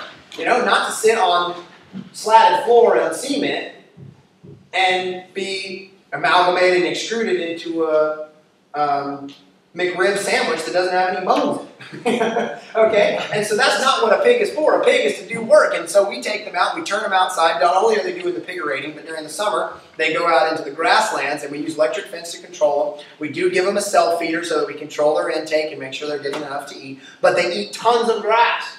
Look at that. So this is where they were. It's about a 10-day stay. They don't turn it into brick and it doesn't rush off down into the gulch, okay? Let me just bear with me for a second. This open ground does not run away from you. Several reasons. One is pigs always turn stuff into a saucer. So they always are rooting to the outside. So no matter what, their paddock has a little lip around the entire outside of the paddock. You can see the electric fence there. We open up the gate and they move into the next paddock, and they are in hog heaven. But the idea they're waist deep there in the grasses. They're going to eat a lot of those grasses. They're going to go for the roots. Yeah, he's having a good time. But what's exciting about this, again, is they're enjoyable. It doesn't smell, okay? It doesn't stink. It's fun to look at. And all the infrastructure to control those hogs is that little electric fence. So when you come out your backyard every day, if this was in your backyard, all you see is happy pigs on pasture, and you don't even notice the electric fence. If you drive by there, you wouldn't even know what was going on. If I didn't tell you it was happening. So that's cool. It's really fun. What's great about this, again, they can make it look like this. You can go into a forested area, clear cut the forest, or make small areas or thin areas. You get savanna style going on, and it starts coming back all by itself. As long as you don't leave them there for a long period of time, in about a 7 to 10 day window, after that they move on, and then it starts to regrow all by itself. Again, we're managing for what we want. And so what happens is that all the plants that begin to regrow in this area are very plow or disturbance acceptable or tolerable, okay? So we have a lot of annuals, we have rhizome annual plants, all the things that like to be stirred up and tilled and regrow anyway, okay? And so this is about 7 to 10 days after the pigs have left. Remember, no seed. I didn't plant anything. Just take the animals off. Give it rest. And then that's about another maybe 60 days of rest. And it's back to where it was at the original slide. That's the same location about 60 days later. And you can see what it talks about when you're talking about growth. There's the savanna style. We have a lot of nut-producing trees, acorns, and mass-producing trees, and so we leave those, and then the pigs can come in and produce those as well. That's too dark, I'm not going to mess with that. And can come in and eat, and they're just eating, they're just totally working through, finding what's really cool is around all the trees that they're eating, they're opening up so there's no fungus and mold and mildew and diseases growing against the crowns of the trees, and the pigs are taking care of all that. So you have a beautiful savanna-style tree area with grasslands that's not eroding, it's actually getting better over the course of time. If you had wooded areas that you want them to help you clear, turn in the bush hogs. And so we have the trees, we just tile, we don't want nails and metal in the tree. We want the tree to continue to grow healthy. So we take just nylon rope there and make a real fancy insulator. All right. And then the wire, single-strand electric wire, just zigzags from tree to tree all throughout the forest, the eastern hardwood forest of Virginia. And we turn in those bush hogs, and they just go after it and eat all of the acorns and the roots and the rhizomes. They're not damaging the large trees because those roots are much deeper. They're just eating all the little scrubby growth that's on the surface that's taking valuable resources from the trees that are actually growing. Okay? They do this, the cork forests in Europe. That's where you have this $70 prosciutto ham that comes from the cork forests of Europe. That's how they manage them. And that is with the pigs, and they eat all the cork stuff. And that's how they're opening up. You can see they're beginning to open up the landscape, but not damaging the trees. Multi-layers, value-adding layers of production on the same property. It's so fun to come up to a pig glen like that, give the pigs a call or something, and here they come. You never even see any pigs, and here they come down the hill and checking us out. You can see this is more open area. I'm back up. This is more open area where we've actually cleared out some of the larger trees. You can see now the small trees are growing really well with grass on the ground and coming back well. So again, the savanna style 2 layers of production. Yeah, that's pretty cute. We talk about, so where do you have to, crate farrowing and all that, that's really frowned upon. Well, here's an actual example. You can pasture just about anything. Here's farrowing pigs right on pasture. That's a young piglet there that's going right after that flower. So there's the baby, the sow. She farrows right inside of basically an open shed pen. And you can see the grass right on the outside, and then they immediately go out. We use the electric netting, same thing. You see the battery in the background controlling the pigs. And now they're out in the pasture setting. Multiple sows and multiple pigs. Yeah, multiple pigs. They just flop down and feed the pigs right there, Buffet is open. Okay, yeah, and they can get an early start, and then they move right into our pig pasture operation further along. I didn't realize how many pigs I have. I like pigs, Pigs are so fun. They're so personable. They love to have their picture taken. They're really curious. Realizing that the pigs and chickens have been the garbage disposal of humans for centuries. Okay? And instead of trying to feed them all of this, realizing again, it's cultural norms. My dad's book, Folks, This Ain't Normal. He takes a lot of time looking into cultural norms and realizing that in the 16th and 17th century, that poultry, even the 18th century, the poultry was the rich man's food. Because poultry was very hard to raise. You had to keep the grain. You had to have grain. You had to take care of large amounts of poultry, okay? And so poultry, as late as the mid-1800s, was a very special event. So when the president when the guy was running for president, he said, I'm going to put a chicken in every pot, he was not talking about people going hungry. He was talking about everybody being rich. All right? Because chicken was rich people's food because grain is very hard to maintain. You got rats in it. You got vermin in it. You got to grow it. You got to harvest it.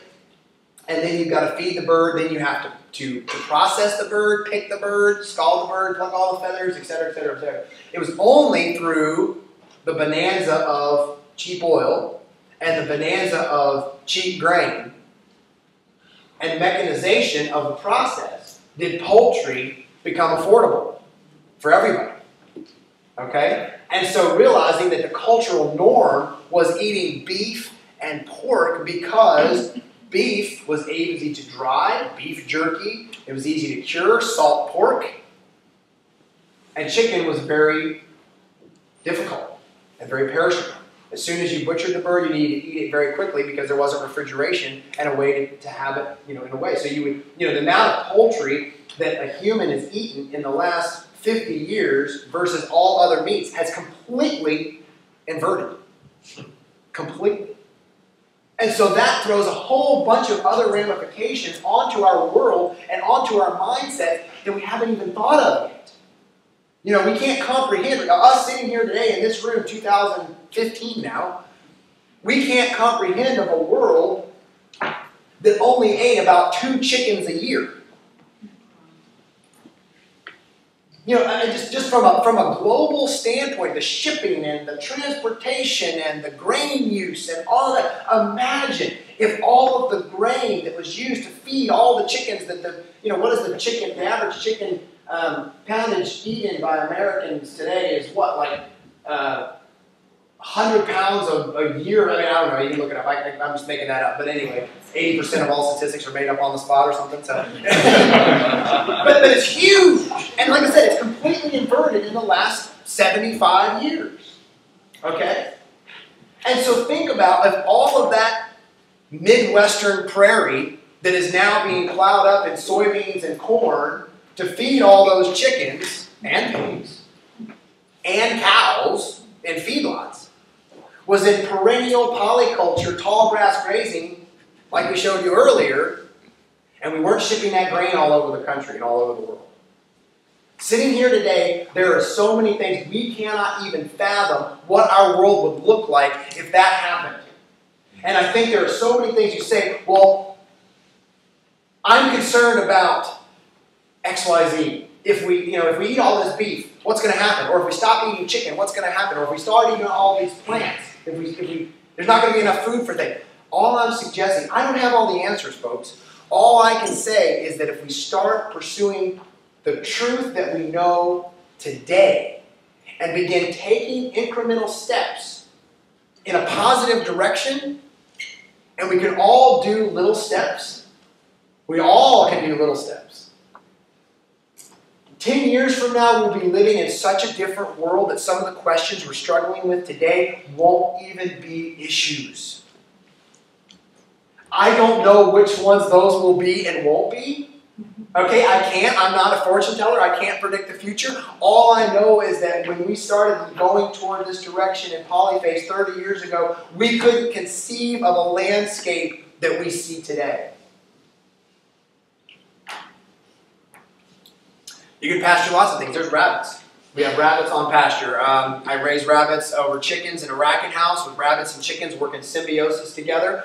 And here's the rabbits out in a hairpin, and they're eating on a slatted floor and eating the grass that comes up through the slats. And what's great about it is they're awesome for pruning around fruit trees, around the homestead. They don't leave big calling cards. They leave nice little pretty pellets that aren't a problem. And so they're not a problem to walk around in if you need to, and quickly behind the animals. And they just become little weed eaters and take care of the grass around that. And what happens is, unfortunately, you want a beautiful yard and don't want to use Miracle-Gro, use rabbits. It will be the best, greenest yard in the community, and you won't have to use any chemical fertilizer whatsoever. These are some sheep here. These are hair sheep, Katahdin sheep. This is my middle son, Andrew. He's raising young lambs. These are 2 bottle lambs he started. Again, we use this netting for everything. It contains all sorts of stuff. Keeps predators away.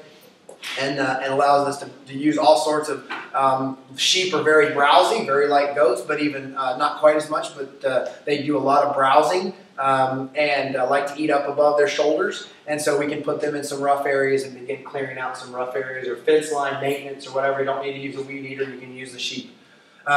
This is my oldest son, Travis. He has ducks. He has khaki Campbell ducks, and they are egg layers. And he has them on pasture as well. Just a little shelter there for them to be in. Again, ducks love it when it rains, you know. Bad weather for chickens is great weather for ducks. And so they just can go out early on and can get started in that. And he's got his own business going on with selling duck eggs to our consumers as well. And all of this is retailed to our local community. Even that community is larger than I would like at the moment, just because we're reaching for people within our tribe. We're looking for people that get it. And going as more people get it, we hope that our community will shrink in distance. It'll grow in size and shrink in distance. You know, I don't need to be going to D.C., which is about 3 hours for me to sell meat. There's lots of farmers between me and D.C. Now, whether it should even be in D.C. is a different discussion for a different day. But the point is, there's a lot of farmers. So right now, I'm going to the tribe that gets it and that wants my food. And so right now that's taking me, 2 to 3 hours away from the farm. But I would love, our town of Stanton is 25,000. It's about 10 miles away. I would love that's as far as I ever had to go. And there's plenty of people there to supply. It's about 100. It's about 70 people per farm that you can produce there, and about 100 acres can take care of. And so you're working on supplying each other for that. And there's a lot of, just look at the little communities that you have even here in Maui that supply a lot of people, not to mention the vast number of people that are coming to enjoy your beautiful scenery on a regular basis that have to eat. And that's the wonderful thing about getting into anything that's food related, is because you have a pretty high rate of return customers. Because if you're like me, you like to eat 3 times a day at least.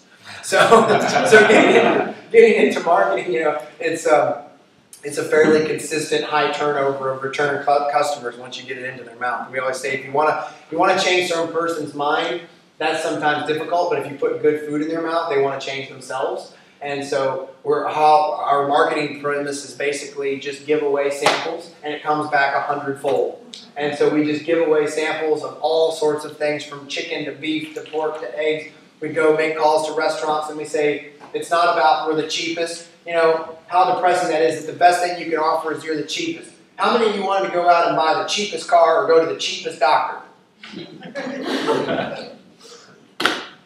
How many times do we go down a supermarket and we want to find the cheapest stuff? Again, I know you're not like that because you're here and you're with it and you get it. But the average American public, and the average, maybe even where you were just a couple of years ago, the average American person wants to find the cheapest food ever. We have a relative and his goal is to buy the cheapest food he can possibly find. I can't, you know, I give him the best food in the world and I still can't convince him. But anyway, that's the way it is. But the point is that we've done that, and what we've done, and then why we wonder, we look in the mirror and we wonder, why am I sick? Why am I healthy? Why am I unhealthy? Why am I unhappy? Why do I not feel good? Why do we have diabetes? Why do we have cancer? Those things happen at times for various reasons, but we've done all of this stuff because we're putting our emphasis on cheap food. Think about it. Canada did a study. Canada did a study in the 1970s to 1980s, and people spent 19% of their budget on food and 10% of their budget on healthcare. In the late 1990s, only 20 years different, the average Canadian spent 19% of their money budget on healthcare and 10% of their budget on food. Okay? I could go on and on with these statistics, and we'll wrap up and give some time for some questions. But the idea is that producing quality food, whether it be vegetables or meat, whatever your passion lies, is the way to save the planet, and it's the way to save your community in the way of health.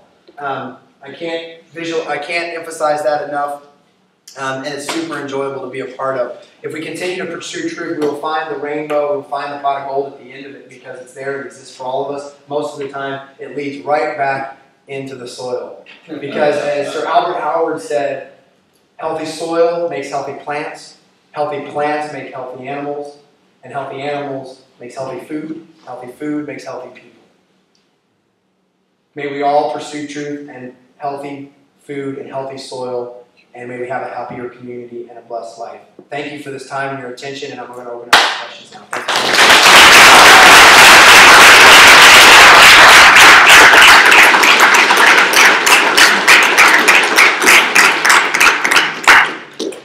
Questions? Anyway, yes, ma'am. I have a question, but it's more in regards to a question that was asked earlier.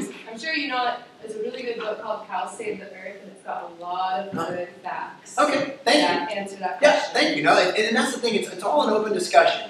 And I appreciate that Cows Save the Planet. Is that the name of the book? Yeah, Cows Save the Planet. Okay. And it's one of those things that, again, it's just as we're all learning about different things and learning about, we're all moving forward and learning new things every day. And so, we have to all be an open mind, and I have to be an open mind. And so it's just to appreciate, all being here and adding to the discussion. Yes?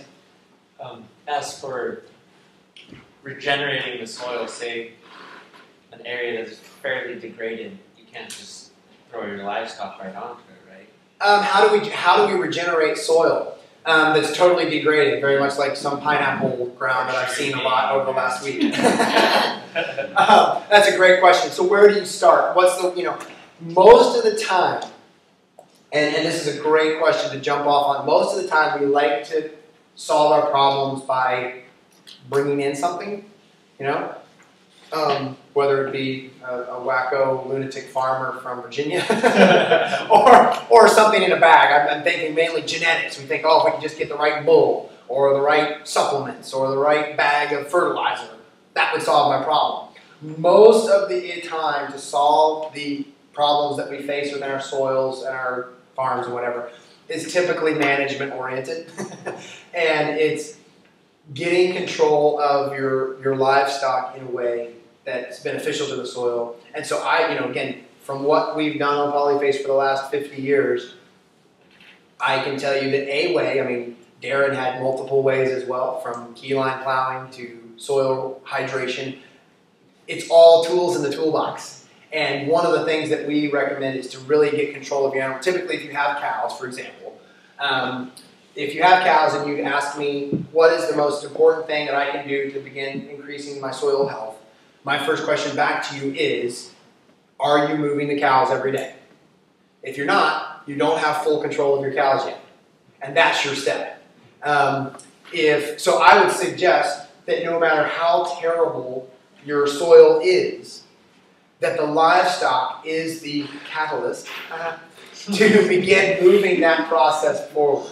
Okay? And so whether it be, and you mix and match. I mean, it doesn't mean that you buy cows. I'm just saying that you get sheep, you get goats, you get chickens, you get pigs, depending on what you have. If you own a wood forest gulch, don't buy cows. Okay? Yeah. Get goats or get pigs or get something. Okay? If you have a postage stamp garden in the backyard or a postage stamp yard, buy rabbits and buy vegetable plants so that you can have the two of them, and a few chickens if your HOA will allow you to do it. Your homeowners association will allow you to do it. And if they don't, I'll go ahead and do it anyway. But just start.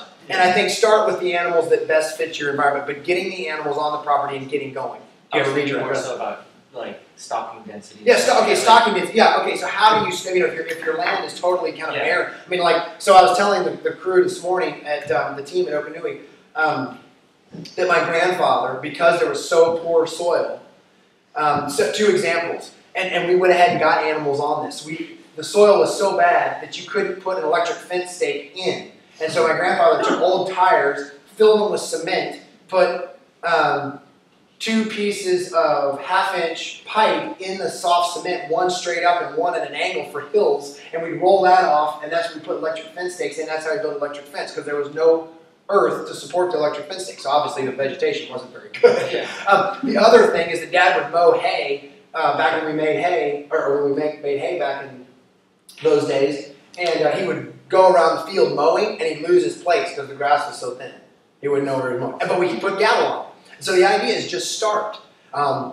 We took over a farm one time. We do rental properties now, so people want their farms to look like our farms, and so it's all sorts of things from folks that have made it big and just have a place to put their money and wanted to buy property and don't know anything about it, to people that have had family farms for 5 generations and don't want to be the generation to lose the farm, and so they want to have somebody do it. And so one of the things that we typically deal with is like Canadian thistle. There's just thistles everywhere.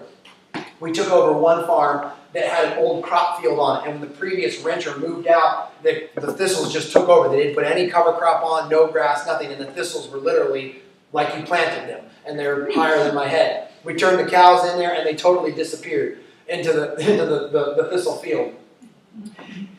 We were there for about 5 years before the owner sold the property, moved to Europe, and we weren't able to continue. But that field turned into one of the most beautiful fields on the farm because it was producing massive amounts of biomass. Weeds aren't weeds. Weeds are just a big solar collector that create biomass. Biomass equals fertility, and fertility equals organic matter. And so if the weeds grow, or weeds, we just try to mash those down and get them back on the soil to get going. So yeah, your stocking rate on 100 acres of thistles isn't very high, but you work on getting them tight together, begin knocking down those weeds, and begin moving your succession forward. So even though it's bad, I mean, again, if you're going to do that, don't buy dairy cows. Their requirements are a lot higher. Get yourself some old mama cows that don't really need much. They can pretty much live off of cardboard boxes, and they're fine. They need very, very little ice cream. And so mix and match your herd, but don't be afraid to go ahead and start your animals, get some livestock moving, and get the succession moving forward. Good question. Yes, ma'am. You say you guys move your cattle once a day. How much resting time do you have between the time they come back then to that Sure. that they were on. Yep. Yeah, moving cows every day, and what's the rest period and recovery period? Good question. Typically, it's very, I mean, we just went through a grazing plan this morning. As the Hoku Nui folks will tell you, it's very fluid. It very much depends on your regrowth. I mean, for us, it can be from November till the following spring. But typically, I'm just going to take typical growing season, especially here. You're looking at anywhere from 40 to 60 day return period. You would be looking at crop height or something like that. So Yeah. let's say you were down at, you look at a 60% return to the original height or 100% return to the Sure, original height. you want what we like to say is we want the plant to go through full ecological expression. And so if that plant goes out to a seed head, let it go to a seed head and then come back. Now obviously it doesn't go through a seed head every time it regrows because it only puts out a seed head once, or in your case twice a year sometimes. But whatever that expression is, you know, grass grows in an S-shaped curve. And so as you look at, we can actually start bringing the house lights back up if you want to, just to, for the sake of the questions. Thank you. But the idea of that it grows in the S curve, and you want to harvest it. Most people, most continuous grazing systems, as soon as it begins to start climbing up that where it's very fragile period, very sweet, very high in protein, the cow comes along and nips it again. And what you want to do, oh, there we go. Wow.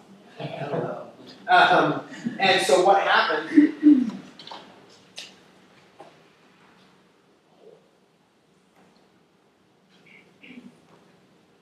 And so what happens is, can everybody still hear me okay for just a moment? That typically we graze it here. We graze it here, and then it starts to regrow, and we graze it again here. Okay? And we may graze it 20 times in a season. Okay? Well, look at the amount of biomass. You know, this is time, and this is volume. Okay? Look at the amount of volume that you're getting from this point to this point 20 times in a season. Okay? And realizing that that's the amount of carbon being pulled out of the atmosphere, the amount of carbohydrates going back into the soil, blah, blah, blah. Okay? We want to graze the grass right up here. Okay? After it's gone through this blaze of growth, those of you who have teenagers know what that's like. Okay? That's what we're talking about, this blaze of growth. And then we get up and we want to get it cut in its prime before it goes into nursing. So we got this baby grass or diaper grass, adolescent teenage grass, and nursing home grass. All right? We want to get it before it goes into the nursing home grass. All right? And so we capture it right at this level and look at the difference in volume between this line here and this line up there. And we might graze this 4 times or 6 times in a season. Okay?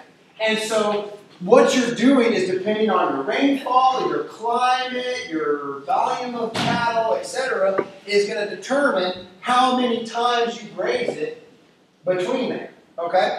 And what that does is looking at the difference in volume between here and here. Let's put it this way. The average, let me just go through this real quick. Just to give you a concept of the average, when we talk about feeding the world and feeding the planet with cattle, let's just say, for example, cattle. I'm just going to throw that argument out here for a second. When people say we're going to have to chop down the rainforest to feed everybody with a bunch of animals, all right? That's compared to the amount of density rate that were the status quo. That's, in our area, it's 1 cow to 4 acres. Okay? Now here it's a little closer now, but the relativity is still the same. So just work with me on the numbers for a second, okay? So what we're talking about is 1 cow to 4 acres. That's 365 days into a year. And so we're going to say that's basically 75 cow days to the acre. All right? That cow can go on that acre for 75 days. 75 days, 75 days, 75 days. Okay? So if you call up the extension service and you say, I have 100 acres, how many cows can I run? They're going to tell you about 20 25, give or take. Okay? Through management grazing and the extra volume that we're getting out of, we go to rental farms all the time. We have about 10 of them now. We double production in the first year every time. So we go from 1 cow to 4 acres to 1 cow to 2 acres with electric fence and a water system just like that. With about $35, again this is in my area so it's all equivalent, just work the ratios. In my area I can spend $35 to $45 an acre in infrastructure with electric fence and a water pipe so that I can do management intensive grazing, all right? Or Bob's talking to good soil conversion, we can find carbon. One-time investment and double the amount of output on that acre. What have I just done? I have bought land, I have doubled that 100-acre output compared to the status quo for $45 an acre. When was the last time you saw land going for that price? We have to be more aggressive at figuring out how to be more creative and get the production per acre up. So, we have acres on polyphase after 50 years that do 400 cow days to the acre. That's 1 cow on 1 acre per year. Better than that, okay? And that includes hay, that includes everything. No outsourced, I mean, our cows get no grain, no outsourced anything ever. All right? And so just think about it. You got a 365-day growing season here. Think about what y'all can do. Whoa! All right? It can happen. And so when you start talking about value-adding the land and becoming more productive as a farmer and making farmland more valuable, this is the kind of stuff we need to do, not GMO, okay? Not fill in the blank, all right? And I think, does that kind of answer your question? So it depends on how it rotates and depends on your goal of things. And whether you have chickens and all that gets really confusing. But that's kind of the concept for coming up with the grazing. Yes, sir, you've been very patient. So I want to really appreciate you for sharing all this information. And something I've been communicating with other farmers and ranchers about just these new technologies and different ways of growing. Sometimes we meet resistance to the new methods and ways that we think can work. And I'm totally convinced, and I've studied this stuff before, and I really believe in it. I've seen it work on thousands of acres of farms. Right. And so, in meeting that resistance, how do we communicate with farmers that are already doing it on Maui or elsewhere in shifting practices and showing them that this can work? There's people already with tons of land that can just shift at $35, $40 an acre. We'll see a lot of Well, there's a lot of ways to answer that question, I think. And that's the age-old question is, how do we change someone's mind? And because I can create the best data, the best statistics for any argument that you want to throw up here at me today, and you'll leave with you could change your mind, but chances are you're probably going to leave with the same theories that you may have had when you first walked in the door. And I'm very much guilty of that as well. The Israelites wandered around in the wilderness for 40 years, and all they had to do was believe they could take the land, and they just had to go into it. And some people said it could be done, and everybody else, the majority, said it couldn't, and they wandered around for 40 years and didn't get to go into it. So, Peter Drucker says the best way to change a person's mind is change the person. It's easier to change the person than the person's mind. There's lots of ways. I know that one of the goals of this project, of the Hoku Nui project, is to create a template to say, look, come here, it can happen here. It doesn't just happen in Virginia, it doesn't happen in California, it can happen here. That's one of the ways to convince, doing it in your area and just beginning that process and saying, yes, it can. We're considered the lunatic farmer. Believe me, all of our neighbors do not do this, okay? Your farmers here think I'm just as nuts as my neighbors do. They say that I get more rain than they do. True story. Like what? It stops at the fence? What are you doing? So we come up with anything. We come up with any reason. We come up with any reason to validate the decisions that we've made. And so it's really easy to, and it's hard. I mean, just think about yourself. Think of something that you believed hard today. If you found out tomorrow, someone told you that was completely false and not true. I can prove to you that there are really aliens. I don't know, pick something. I don't care. It's hard to swallow. What, you mean everything I've been doing for my whole, especially aging farmers, everything I've been doing for my whole life has been wrong? That's hard. So more specific to the question. First of all, I think just starting in your own backyard, having projects like local farmers that you can have field days, you can have farm tours to get them out and show them differences is important. I think showing them quality food, having them taste quality, having them over for dinner, having a potluck, having a barbecue, having something to get this so that they, don't think that this, granola, fruits and nuts, kefir drinking hippie weirdo everything tastes nasty. It actually tastes good. Whatever, that's a mentality. I wish I had a magic bullet for that question, because if we did, we'd change society, we'd change the world tomorrow. But change happens slowly. You've got the 100th monkey syndrome, and there are big players now getting involved in this type of agriculture. I mean, just the fact that you have people, like Greg, who's come from New York and has done massive projects in business and in the corporate world and is now involved in a sustainable, renewable agricultural project, just shows how far-reaching this is. I mean, our intern program, when we first started, we had about 5 applicants for 10 spots or 5 applicants for 4 spots, and from just kind of farming communities. This year we had 270 applicants for 9 spots, and they're from all walks of life. They're from 60 years old to 40 years old to 17-year-old to train. I mean, this year we've got a train operator. He worked on the railroad, to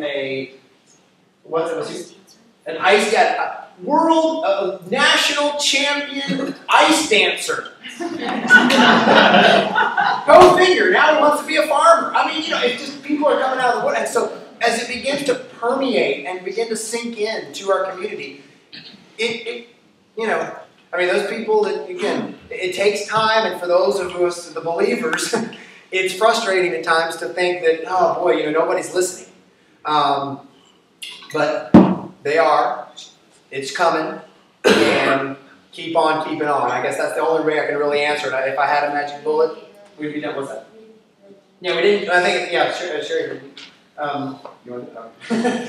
She was saying we didn't get here overnight, and we're not going to get back to where we need to be overnight. So it's just going to take some time. But great question. So another, yes, sir. Can you talk about how your operation changes in the wintertime on your farm? Sure. How does our operation change in the wintertime? For us, we have sub-zero temperatures for a good part of the wintertime. And for us, we have the poultry is very seasonal. So the meat birds that you saw in the field shelters and all that, we don't do that in the winter. If there's no grass to graze, then there's no chickens to eat it. And that's that. Again, we encourage people to get in touch with their canners and their freezers and stock up. And we did a year of marketing, call ourselves the larder coach.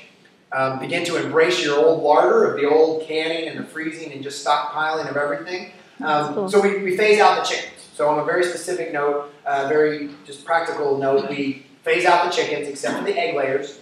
The egg layers go into, you want to bring that? Just for example.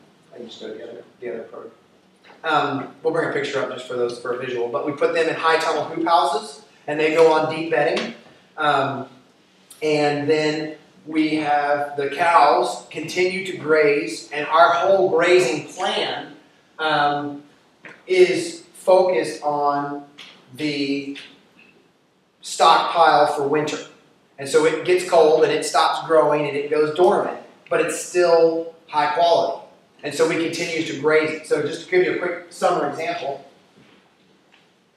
our grass in the summer grows, our seasonality growth grows like this.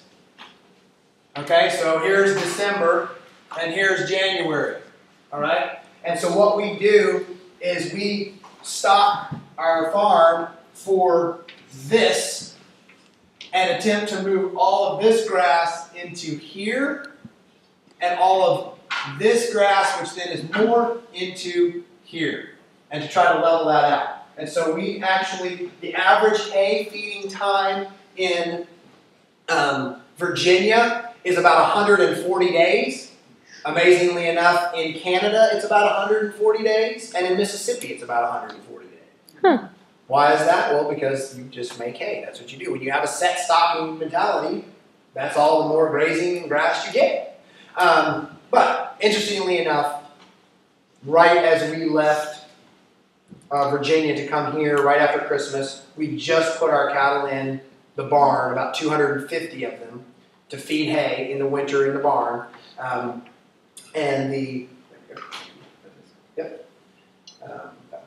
And then there's a picture of the high-toned hoop houses there with the rabbits on the side.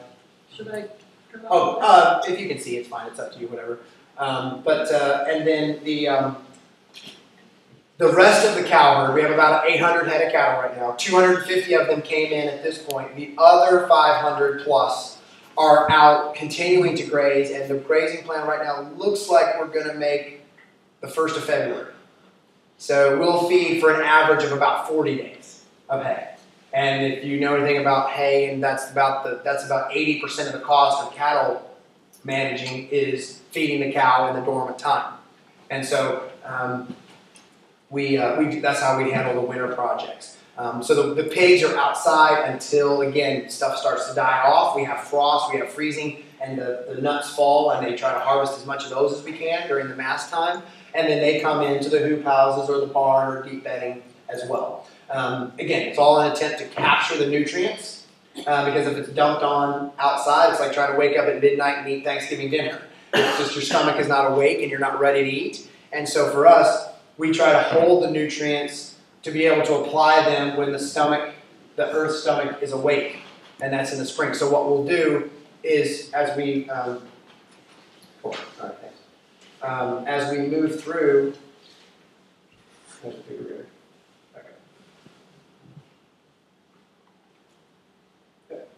as we move through, we try to feed the cows inside to capture those nutrients during the winter time, and then in the summer, there's the pig rating. There they go digging into the pigs, into the compost. And look out, it's coming right at you. And then we get to the part. So because we value nutrients, it's very important. And then we just spread it right out on the field with a manure spreader, and it's ready to go in the springtime or whenever, so that it's ready to be used, so it doesn't get lost. Good question. Yes. So you guys are a model farm, which is fantastic. Like you're doing so much innovative stuff, and that comes with certain, or a lot of disadvantages and certain advantages. How do you see the advantages and disadvantages stacking up when you take that to somewhere else where they're no longer the model and they no longer get the attention that you guys get, which you deserve? Well, thank you for throwing that little caveat on the end. So the question is, how do you market or how do you start a farm when you're not writing a bunch of books and speaking lectures? Okay. Well, yeah. The first part is that you first start by producing the best quality product, and it grows from there. I mean, realize that Dad did not write the first book or do the first lecture until he was full-time on the farm for over 15 years. So one of the definite disadvantages at this point of our thing is that some of the information that we do is discounted because of our popularity. Because of, well, you're just full-time farming because you speak and you write and you consult. Nothing can be further from the truth. Really, the reason that we're here is because we became full-time farm and paid all the bills and became full-time farming for 15, 20 years, and then began spreading the word to the magnitude that we have today. So as far, I mean, so just speaking from our, yeah, we have challenges of dealing with tourists, basically people coming by. They've read Omnivore's Dilemma, they've seen Food Inc., they've watched Fresh, they've seen us on YouTube, etc. And they're just coming by they swing by Polyface to stuff, which if you've ever been there, you know we live at the end of a dirt road. You don't just pass by Polyface on your way to anywhere. And so you've got people passing by and stopping just to look and to say, is this place really real? So we have now, like a farm store and people to handle that, and that creates its own challenges and upsides. I mean, they like to spend money, and I'm happy to take it, so that's good. You know, they buy product. They want to say, is this sausage really the best they've ever had? Is this ground meat really as good as they say it is? Okay, well, the only way you can get it is to try it, so good. So that creates upsides and downsides, so that's good. But as far as starting your own product and how do you start when, you know, you're not as popular, realize we did not start this popular. We started on the back of a pickup truck as poor as church. When I say we, my father, my grandfather, my heritage. Started on the back of a pickup truck as poor as church mice, and just looking at really getting into farming because it was what my dad wanted to do, and it was a way that he saw himself making a full-time living. And the reason we started direct marketing was because we saw that other farmers around the area weren't making ends meet.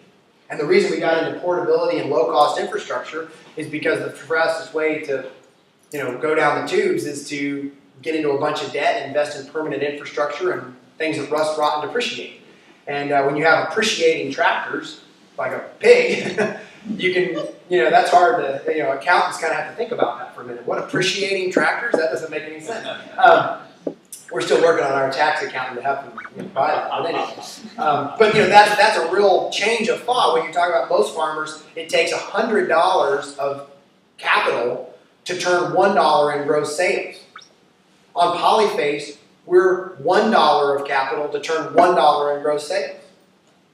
So, you know, it's completely opposite of what you know. So, how do you get started? You start with where you are. You start with one. You give one. You raise 25 chickens.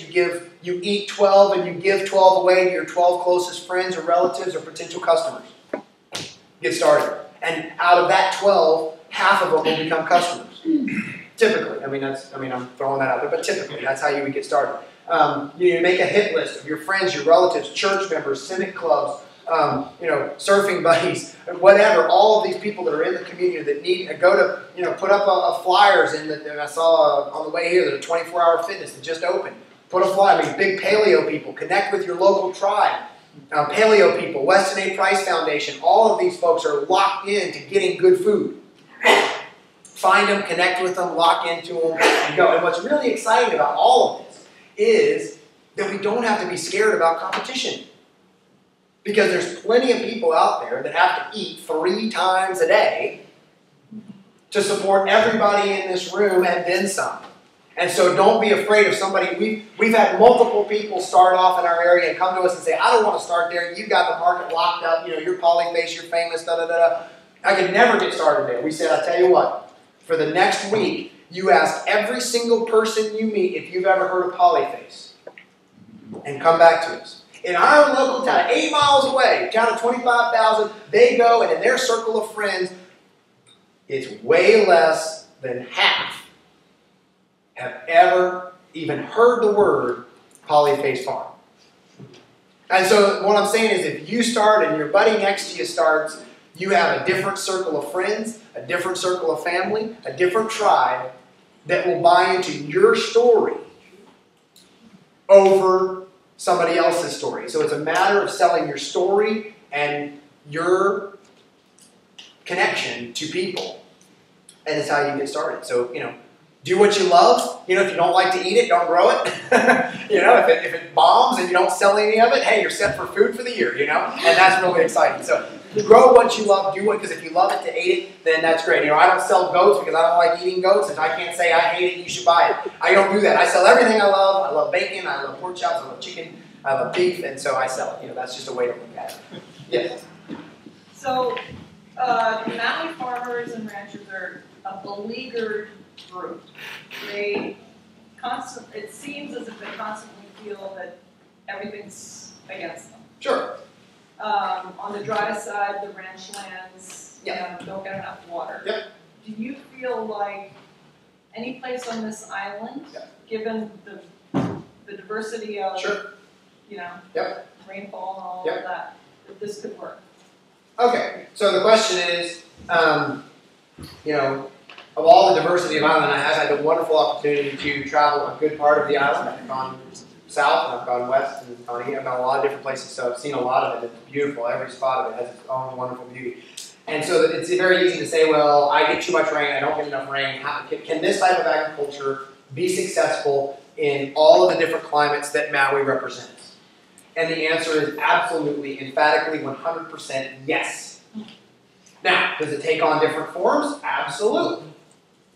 But look at, I have been to a place in Arizona that gets, 6 inches of rain a year, 4 inches of rain a year, which is very equivalent to your dry side of the island, your western side of the island. With key line plowing, with holistic management practices, with mob stock and grazing. You say, well, how do you mob stock when there's nothing there? Well, as Ian Mitchell-Lynn says, move them faster. So we had an apprentice that went back to Sonora, Mexico. He didn't rain a drop for 18 months. Jeez. Raising chickens, raising cows, and making a difference. So yeah, it all has proportions. It all has starting points, but it will absolutely work. And so I have seen this place in Arizona, literally down the fence. Here is BLM land, state operated land. Right down the fence where the RAN is practicing holistic management and mob grazing. Night and day, green versus brown, thinning of the mesquite, thickening of the mesquite. It's about the livestock and the management, folks. I cannot emphasize that enough. It does, and so with the right man, they see where they, in the rivers that typically have the straight sides that are all erosion, and when it rushes, it just peels off the banks and erodes and turns into this brown, red, murky stuff. Run a herd of cattle through it in a real tight, confined area. It knocks those banks down into a nice, gentle slope. Grass grows up on it. When it rains, that grass just lays right over, creates a nice blanket, and the ground doesn't go anywhere. Amazing stuff. Look into it. It will work on the rainy side. It will work on the dry side. Absolutely. You've been very good. Yes, ma'am. Yes. What do you do about poisonous weeds like fiery or whatever if you have those in your pasture already? I know the land will improve over time, so it's starting out. How do you improve? How do you deal with poisonous weeds or invasives and things like that might be harmful to the livestock? Yes. Typically, stuff is only poisonous in a situation where it's the only thing left to eat. And if a cow has tons of other options, they're pretty smart. God gave them the capability of being a successful cow, and we just try to let them do it. And so typically, most animals, if they're not left out to barren nothing, will avoid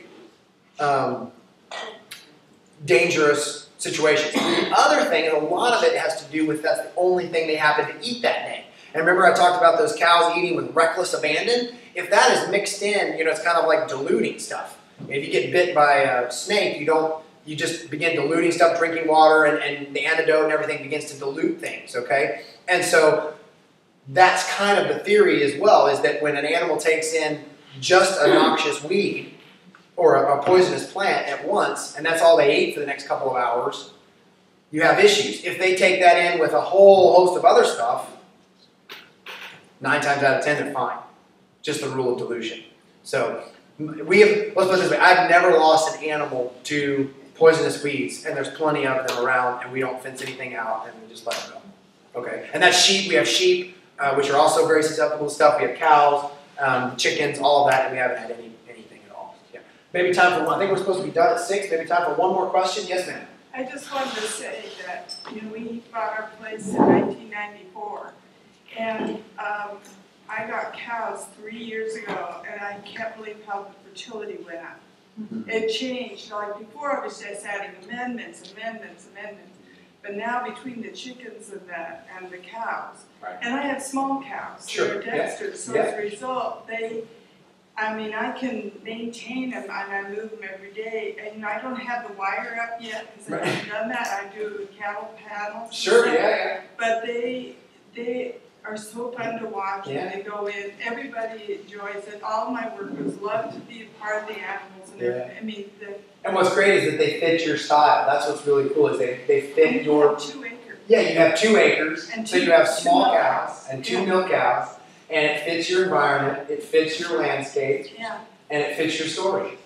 And that's so cool. That's a great comment to end on. Thank you so much for that, because it's just it doesn't matter what you have. Your story is your story. Figure out what livestock you need. Figure out what farming styles meet yours. match yours, and go for it. And people will latch onto it in an incredible way. And the fertility is amazing. The other thing that's just super exciting is you mentioned your workers. Thank you for that. Your folks that are working with you. You know, we don't like to work alone. We like to have a community around us. And so how do we do that? One of the things that I do want to mention, it's not a sales pitch by any stretch, but my wife has created a website called Eager Farmer.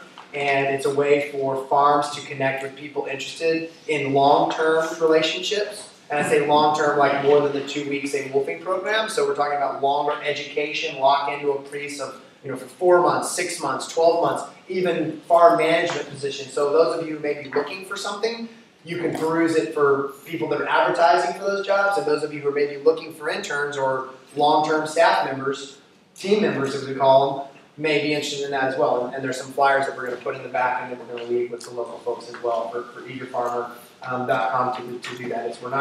We didn't start it as a way to generate income or anything. We started as a way for so many, again, those 269 applicants that we weren't able to take because of our education system to be interns at Polyphase. We wanted a place for them to go. Nice. We wanted all of them to be farmers. They all could be farmers.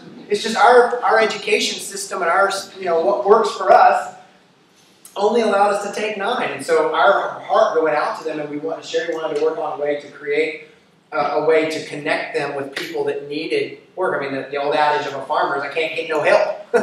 Because it's long and it's hard and it's, arduous and they're depressing and you don't want to do it. So how can we connect those people? And so we worked on, we wanted to do that. And so it's a very simple forum. It's a very cheap forum for people to connect and to do that. And we're just very, very excited about that because we want to see young people, we want to see the average age of farmers go down because realizing that in a corporate world, if you're 40 years old, you're out of ideas. You're done, And so when you look at an industry whose average age of the people, of the CEOs of a business are over 55, that business is in trouble. Okay? And so we have to have young blood coming in for creativity, for innovation, for excitement, for energy. And for energy. And what I always say, I'll end with this, it's so exciting to have the intern program.